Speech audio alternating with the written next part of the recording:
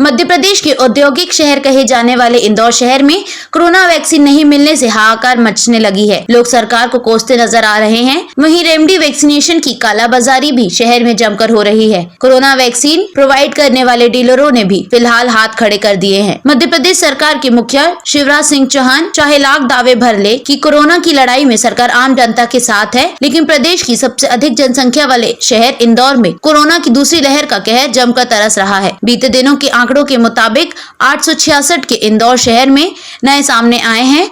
वहीं प्रदेश के सबसे बड़े दवा बाजार में कोरोना की वैक्सीन की शॉर्टेज होने लगी है। वैक्सीन डीलर अनुरक्षक ने मीडिया को बताया कि फिलहाल वैक्सीन का स्टॉक नहीं है, स्टॉक होने पर आने वाले समय में ही पूर्ति की जाएगी। वहीं दूसरी ओर दवा बाजार की दुकानों पर दर दर भटक रहे ग्राहक।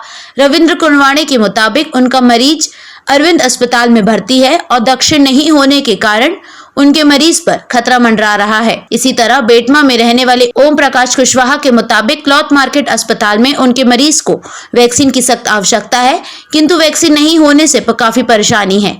वहीं मीडिया के सामने एक महिला ने भी अपनी परेशानी जाहिर की और सरकार से आग्रह किया है कि वह वैक्सीनेशन और कोरोना संबंधित दवाइयां उपलब्ध करवाएं। इन सबके बीच दलाल तबके के लोग 900 रुपए कीमत की रेमडेसिविर वैक्सीनेशन 6000 रुपए में ब्लैक में उपलब्ध करवा रहे हैं।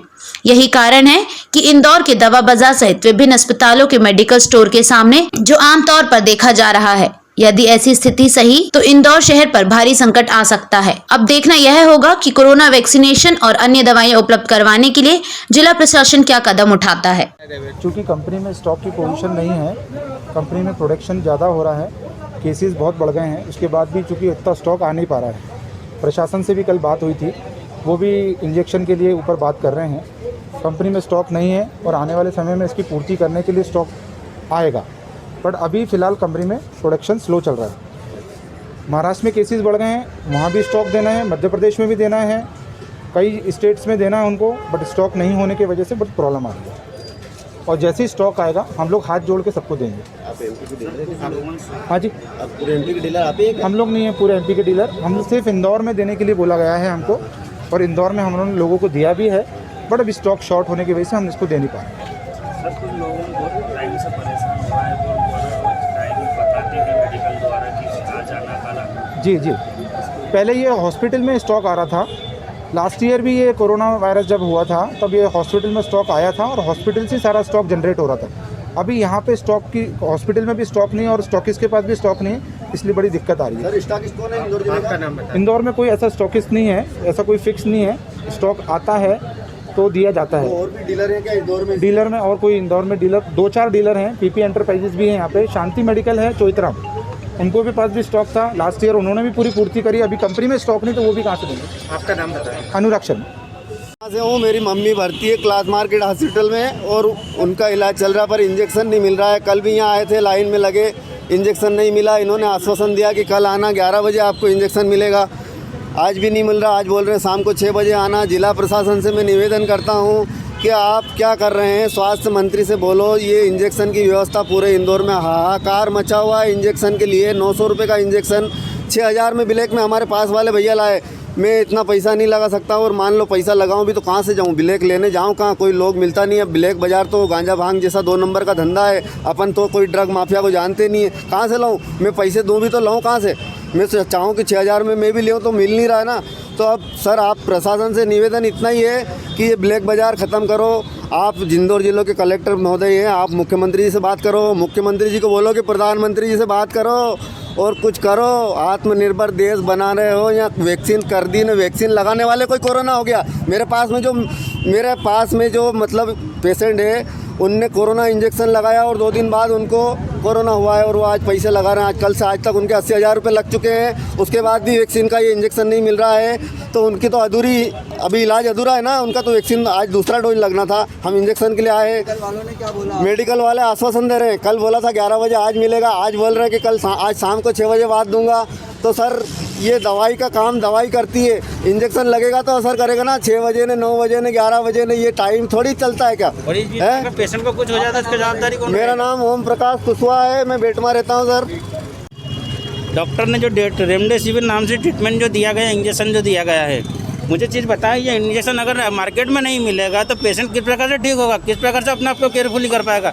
अगर आप बोलते कि कोरोना है, कोरोना तो कोरोना है कहाँ, चीज़ तो बताओ। वो चीज़ है नहीं है तो इसका इंजेक्शन का इलाज नहीं हो रहा है तो कैसे पेशेंट ठीक हो पाएगा। मुझे एक चीज़ बताओ, मैं अरविंदो में गया था, अरविंदो में इतना बड़ा हॉस्पिटल होने के बावजूद वहाँ पे पेशेंटों का इलाज चल रहा है, कैंप पे लग रहे हैं, वहाँ के पेशेंटों को इंजेक्शन लग रहा है। बाहर का पेशेंट अगर कोई लेने इंजेक्शन जा रहा है, इसका रिलेटिव पेशेंट जो भी रहता है वो, तो उनको बोल दिया जाता है कि बोले यहाँ पे अपना इंजेक्शन अवेलेबल नहीं है। तो मुझे बताएं, अगर इंजेक्शन अवेलेबल नहीं है तो वहाँ पे पेशेंट का ट्रीटमेंट किस प्रकार से हो रहा है? या तो उनको लग नहीं रहा है, या तो उनको इंजेक्शन नहीं लग रहा है, नहीं लग रहा है तो यहाँ तो अभी तक तो आकर मत जाना चाहिए, वो तो जाना चाहिए वहाँ पे तो, पर नहीं हो रहा है। मैं गया सुबह भी वहाँ पे तो बोला नहीं सर शाम तक आना है, शाम तक भी बोला नहीं अभी इतने दूर से आप अभी मत आना, फ़ोन लगा करके आना है। ओनर भी हमको टरका दिया है, CHL Apollo, Rajshree Apollo, DNH, यहाँ तक कि क्वालिटी ड्रग हाउस, अपना शांति इंटरप्राइजेस, PP इंटरप्राइजेस, सब जगह पे घूम लिया, कल सुबह से शाम तक घूम रहा हूँ, भूखा प्यासा। इंजेक्शन अवेलेबल होने का नाम नहीं है। दूसरी बात ये है, जिस स्टोर पर चले जाओ पेपर देखने से पहले ही मना करते थे, बोले नहीं है भैया इंजेक्शन ही नहीं। क्यों? आपने पहले से पढ़ लिया कि आपको पता है कि किस इंजेक्शन के लिए हम लोग आ रहे हैं। इस प्रकार की कालाबाजारी चल रही है और आप बोल रहे हो इंजेक्शन नहीं, इंजेक्शन ये लोग छुपा के बैठे हुए हैं और बात करते हैं बोले इंजेक्शन ही नहीं आया है। जबकि अभी इनसे बोला जाएगा ना हम लोग कि सर गरीब है, इमरजेंसी हो गई, हमको 15,000 20,000 का दे दो, तो अभी दे देंगे। 1 घंटे बाद है ना पैसे जमा करो, पैसे जमा करने के बाद में भी इंजेक्शन आए तो आए, नहीं आए तो नहीं। सी बात, अब इसमें जवाबदारी कौन रहेगा? दवा बाजार में तो है ही ना, दवा बाजार जैसी जगह पे होकर का इंजेक्शन नहीं होगा तो मुझे बताएं आप किस जगह पे इंजेक्शन होगा? सवाल सीधा सा सवाल यहाँ आ रहा है क्या अगर इंजेक्शन पूरा मार्केट का दवा जितनी भी दवा बाजार में नहीं होगी तो कहाँ होगी आप बताओ? कोई ऐसी और जगह है जहाँ मिलेगी आपको ये सब चीज़ें? नहीं मिलेगी। मैं तो प्रशासन से एक बात जानना चाहता हूँ कि अगर दवा बाजार को जिस टाइप से बना गया है उस टाइप से उसको घोषित किया गया है तो उस जगह पर अगर ये ट्रीटमेंट अगर ये इंजेक्शन नहीं मिलेगा तो इस जगह का नाम का होने का मतलब क्या है? आज इस जगह का इतना नाम चलता है क्वालिटी ड्रग हाउस, इस जगह पे हम कल से परेशान हो रहे, सुबह शाम तक हम लोग भूखे प्यासे यहाँ बैठे रहे। इन्होंने आखिरकार हमको टरका के हम शाम तक गुजारते हैं यहाँ पे। रविंद्र कुरवाड़े नाम, इंदौर से रहता हूँ मैं। सर मेरा गवर्नमेंट से ये अनुरोध है कि जो रेमडेसिविर इंजेक्शन है ये मार्केट में कहीं भी अवेलेबल नहीं है, तो इसको ज़्यादा से ज़्यादा अवेलेबल कराया जाए, मेडिकल्स पे अवेलेबल कराया जाए, हॉस्पिटल्स में अवेलेबल कराया जाए।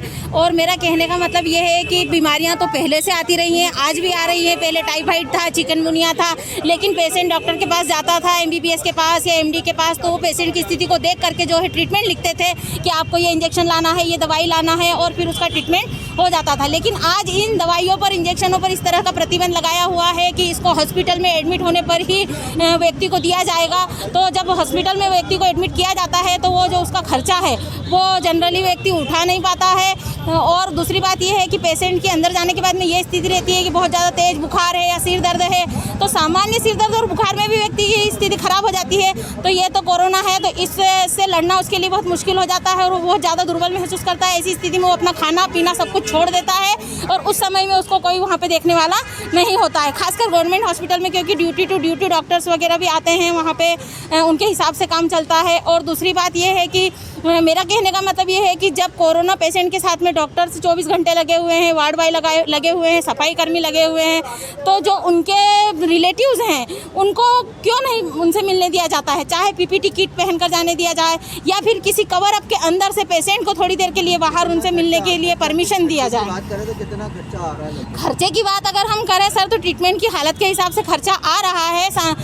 जो गवर्नमेंट हॉस्पिटल है उसमें बाहर के कुछ इंजेक्शन्स वगैरह लगाए जा रहे हैं, वो उनका रेट घटते बढ़ते रहता है, कभी 900 कभी 1400 कभी 2000, तो वो कम से कम 6 इंजेक्शन लगते हैं, तो 2-2 हज़ार के भी लगते हैं, तो 12,000 के समथिंग 6 इंजेक्शन लगाए जाते हैं।